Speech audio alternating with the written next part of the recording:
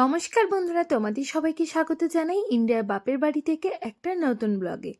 আজকে হচ্ছে তোমার শুভ ভাইফোঁটার দিন, কিন্তু জানো তো এবছর আমাদের তো আর ভাইফোঁটা হবে না, কারণ আমার ঠাকুমা গত হয়েছেন কিছুদিন আগে। তাই সেই জন্য এবছর আমাদের ভাইফোঁটা হবে না। তাই বাবা বলল এত মন খারাপ করার কোনো কারণ নেই। সকালবেলা উঠে থেকে দেখলাম বাবা নিজেই বাজার চলে গেল, বললো ভাইফোঁটা হবে না তো কি হয়েছে, খাওয়া দাওয়া তো হবে, সমস্ত রকমের রান্না বান্না আয়োজন সমস্ত কিছু হবে। আমরা ঘরে কজন আছি, মানে মা বাবা আমি আর তার সাথে তিয়াস, এই কজন মিলেই আজকে আমরা খাওয়া দাওয়া করবো। আর রাত্রে তোমার আসবে হচ্ছে সঙ্গীত, ও বোনের কাছে ভাইফোঁটা নেবে তারপরে আসবে। আর কালকেই হচ্ছে আমাদের বিদেশে ফিরে যাওয়ার দিন। তাই বাবা বললো জমিয়ে খাওয়া দাওয়াটা করবো, আনন্দ করব, এটাই অনেক। তা আমরা তো ভাইফোঁটা করতে পেলাম না, ভাই চলে গেছে গুজরাট কার্যের সূত্রে, আর আমার মামাও এবছর আসেনি। সেই জন্য বাড়িতে তো মা রীতিমতো লুচি মিষ্টি বিভিন্ন ধরনের সকালে ব্রেকফাস্টের আয়োজন করেছে, সেই সমস্ত কিছু খাওয়া দাওয়া হলো। তারপরে তিয়াসকে ভাইফোঁটা দিচ্ছে হচ্ছে তিয়াসের যে বন্ধু পাতানো আছে সেই বন্ধুর দিদি। তিয়াস চলেও গিয়েছে বন্ধুর বাড়ি। দেখো কি সুন্দর স্নান টান সেরে পাঞ্জাবি পরে বন্ধুর বাড়ি গেছে, আর এখানে বন্ধুর দিদি মানে তনা ওদের সবাইকে ভাইফোঁটা দিচ্ছে। তিন ভাইয়ে বসে একসাথে ভাইফোঁটা দিচ্ছে। আর কাকিমা যথারীতি, যে কাকিমা মাসি সবাই যথারীতি মানে মানে প্রচুর পরিমাণে আয়োজন করেছে এই ছোট ছোট বাচ্চাগুলোর জন্য। কাকিমারা আবার তনা এরা সব ভাইফোঁটা দিয়ে ওরা আবার ওর মামার বাড়ির উদ্দেশ্যে রওনা দেবে, কারণ ওর মামার বাড়িতে হচ্ছে বন্ধুর মামার বাড়িতে জয়েন্ট ফ্যামিলি, ওটাও বোলপুরি। ওদের সমস্ত ভাই বোনেরা একসাথে জড়ো হয়, ওদের একটা বিশাল ধুমধাম আয়োজন হয়। তা এখানে তিয়াসকে আর ভাইকে আর ওর মাসির ছেলে তিনজনকে একসাথে ফোঁটা দিয়ে নিল, তারপরে যাবে হচ্ছে মামার বাড়ি। তা আমি তো যাইনি, ভিডিওটা করে পাঠিয়েছিল হচ্ছে তিয়াসের বন্ধু বাবা। আর কিন্তু বন্ধু মা আমার জন্য দিয়ে গেছে দেখো কত খাবার দাবার, এইদিকে মাও ঘরে লুচি ঘুগনি এসব বানিয়েছে, আবার বন্ধু মাও দিয়ে গেছে।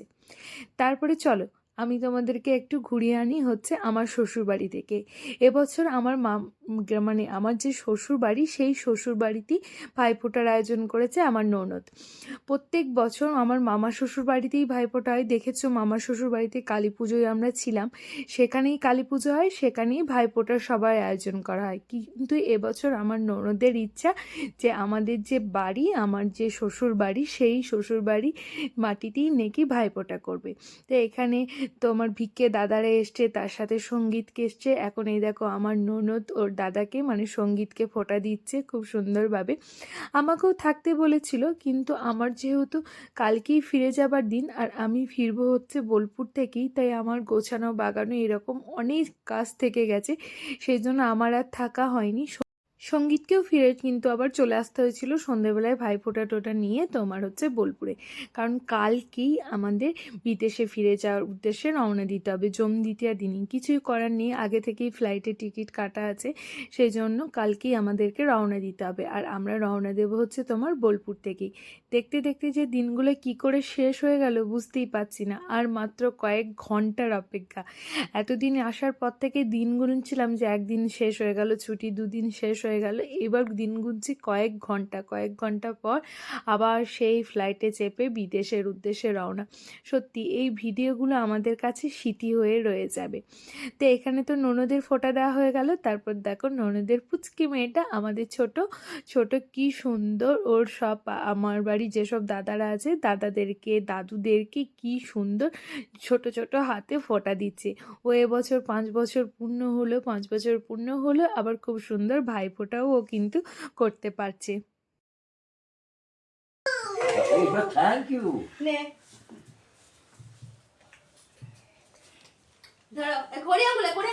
ডুবি না আমার ফোনটা গেল কোথায়?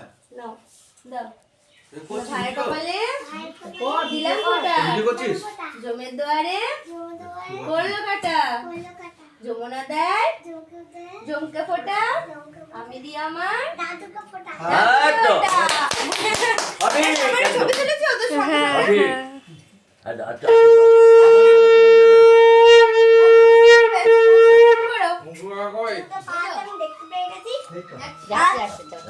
এদিকে তো এবার এরা পায়ে ব্যথা করছে, না খুব ব্যথা করছে।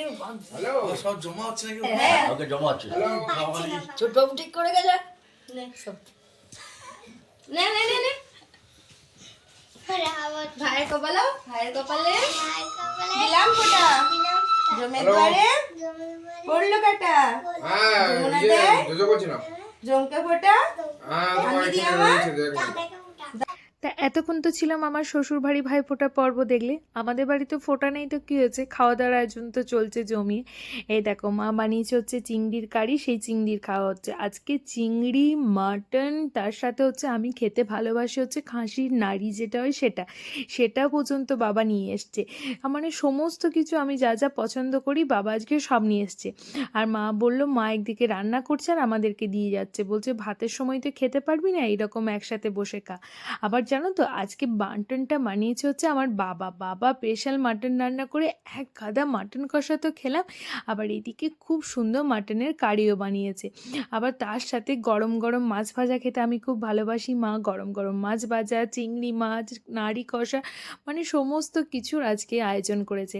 আর বাবা নিজের হাতে আজকে মাটন রান্না করেছে। বাবার হাতে মাটন রান্নাটা যা হয়েছিল না, ওহ কি বলবো, ফাটাফাটি হয়েছিল। আমি তো বিদেশে এখন চলে এসেছি, বেশ কিছুদিন হয়ে গেল। এখন তো পুরোনো ভিডিওগুলো তোমাদেরকে এডিট করে দিচ্ছি, তোমরা বুঝতেই পারছো। এখন খুব পরিমাণ মিস করছি গো, এই দিনগুলো প্রচণ্ড মিস করছি। তা বাবা তো এইদিকে মাটন কষা একদিকে করছে, আবার আমাদেরকে তুলেও দিচ্ছে। এতক্ষণ মা রান্না করলো, এবার হচ্ছে বাবা রান্না বান্না করছে। খাওয়া দাওয়া আমাদের চলছে, খাওয়া দাওয়া হয়ে গেল। এখন সন্ধেবেলা এই যে বাবা খুব সুন্দর করে আমাদের ব্যাগগুলো গুছিয়ে দিচ্ছে, আবার এইদিকে আবার আমাদের ব্যাগগুলো ওয়েটও করা হচ্ছে। এবার সেই আমাদের বিদেশে ফিরে যাওয়ার দিন, বললাম আর মাত্র কয়েক ঘন্টা অপেক্ষা বিদেশে যাওয়ার। ব্যাগ গোছাতে সবাই ক্লান্ত হয়ে গেছে। দিদা আবার চা করে নিয়ে এলো, এখন সবাই মিলে আবার চাও করা হচ্ছে। আর এই দেখো আমাদের বাড়ির যে হেল্পিং হ্যান্ড আছে সেই দিদাও খুব পরিমাণ মিস করছে। দিদারও একটু ভিডিও নিয়ে তোমাদের সাথে শেয়ার করে দিলাম। সত্যি দিদা আমরা আসার পর থেকে আমাদের এত হেল্প করে কি বলবো। তাই দিদাও এবার আমার সাথে দেখা করে যাচ্ছে, কারণ দিদা যখন আসবে, মানে সকালবেলায় আসবে, তখন আমি ঘুম থেকে না উঠতেও পারি, সেই জন্য দিদা আমার সাথে যাওয়ার আগে একটু দেখা করে নিল।